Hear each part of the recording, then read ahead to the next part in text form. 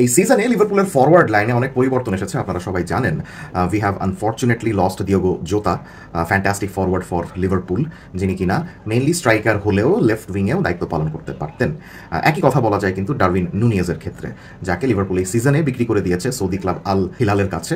তিনিও কিন্তু মূলত স্ট্রাইকার হলেও লেফট উইংয়ে মোটামুটি খেলতে পারতেন। ওইদিকে লুইস দিয়াজের কথা যদি আমরা বলি, Luis Diaz was basically a left winger. হ্যাঁ, প্রচণ্ড স্ট্যামিনা সম্পন্ন এবং ট্রিকারি সম্পন্ন একজন প্লেয়ার, যার স্পিড আছে, ট্রিকারি আছে, ড্রিবলিং আছে, সবকিছু মিলে একটা ফুল প্যাকেজ ছিলেন কিন্তু লুইস দিয়াজ। লিভারপুলে যখন আসলেন তখন ড্রিবলিংটা অনেক ভালো পারতেন, কিন্তু লিভারপুলের প্রেসিং ফুটবলের সঙ্গে খাপ খাওয়াতে গিয়ে তিনি ড্রিবলিংটা ওভার দ্য টাইম একটু কম করতেন আর কি। তো উনি ছিলেন বেসিক্যালি আ লেফট উইঙ্গার, কিন্তু আর্নে স্লটের আন্ডারে আবার গত সিজন আমরা দেখেছিলাম যে he can play as a number 9 as well.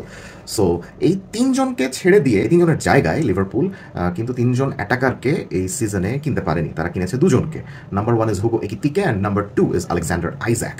এখন সারপ্রাইজিংলি দুজনই কিন্তু মেইনলি স্ট্রাইকার, দুজনের কেউ কিন্তু লেফট উইঙ্গার নন। ফলে আপনারা দেখুন লিভারপুলের নতুন কোনো লেফট উইঙ্গার কিন্তু আসে নাই। সো লিভারপুলের এখন সিনিয়র লেফট উইঙ্গার বলতে একজনই আছেন, দ্যাট ইজ কোডি গ্যাকপো। এখন কোডি গ্যাকপোকে এই জন্য সিজনের শুরু থেকেই রেগুলারলি খেলানো হচ্ছে অ্যাজ আ লেফট উইঙ্গার, এবং কোডি গ্যাকপো যখন পারছেন না তখন কিছু কিছু সময় খেলানো হচ্ছে দলের বয়সভিত্তিক দলের অন্যতম তারকা রিও এঙ্গুমোয়াকে।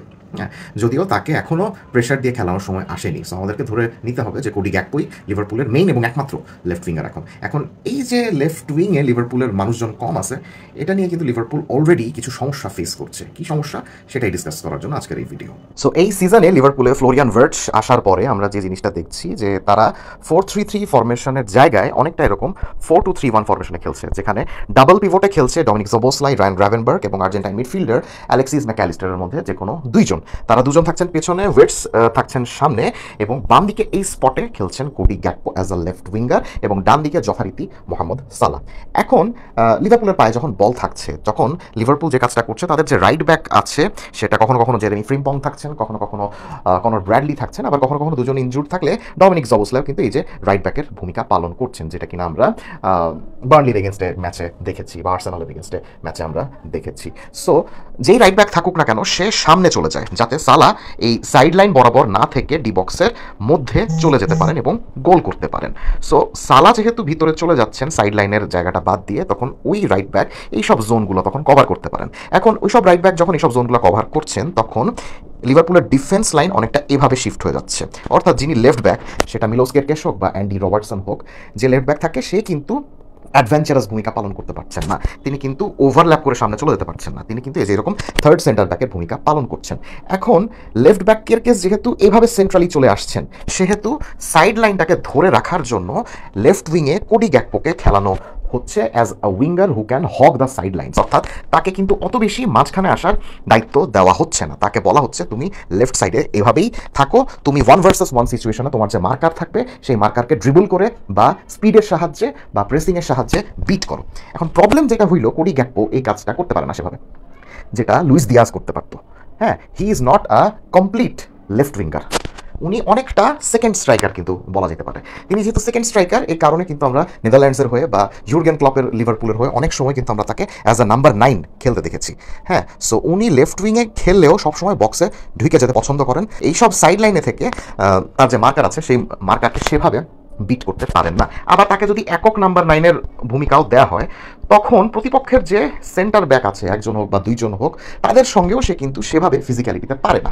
হ্যাঁ, ফলে সে ওরকম properly as a lone number 9-এর ভূমিকাতেও খেলতে পারে না, যে কারণে ইউর্গেন ক্লপ যখন তাকে নাম্বার 9-এর দায়িত্ব দিত তখনও সে অত বেশি ভালো খেলতো না। সো আমরা কি বুঝলাম? আমরা বুঝলাম he is not a proper number 9, he is not a proper left winger, rather than he is an inside forward, যে কিনা স্ট্রাইকারের সঙ্গে পার্টনারশিপে খেলতে পারে। এখন স্ট্রাইকারের সাথে পার্টনারশিপে খেলতে পারে এরকম খেলোয়াড়ের প্রয়োজন আপাতত লিভারপুলের নাই, যেহেতু এখনও মোহাম্মদ সালাহ আছেন। তাই গ্যাকপোকে এই সাইড লাইন ভিত্তিক উইঙ্গারের দায়িত্বই পালন করতে হবে।